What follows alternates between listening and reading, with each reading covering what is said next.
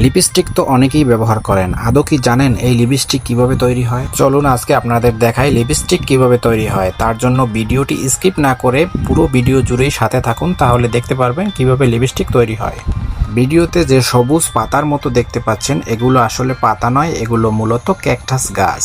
এই গাছের সাহায্য নিয়েই তৈরি করা হয় লিপস্টিক। প্রথমে বাগান থেকে এই গাছের শাখা পোশাকা কেটে আনা হয়। ক্যাকটাস গাছ যেহেতু একটা কাঁটা বিশিষ্ট গাছ, তারপর সেই গাছ থেকে কাঁটাগুলো ছাড়িয়ে নেওয়া হয়। তারপর এগুলো বাঁশের সাথে ঝুলিয়ে এর গায়ে দিয়ে দেওয়া হয় বিশেষ ধরনের এক পোকা, যার নাম কোচিনিল ইনসেক্ট।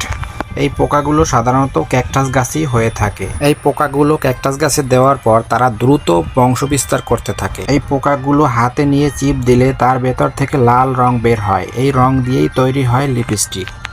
15 থেকে 1 মাস ঝুলিয়ে রাখার পর ক্যাকটাস গাছের অংশ থেকে পোকাগুলো ছাড়িয়ে নেওয়া হয়। এরপর সেই পোকাগুলো রোদে শুকিয়ে ভালো করে পিষে নিয়ে সামান্য পরিমাণ পানি মিশিয়ে সেই পানি ছেঁকে নিতে হয়।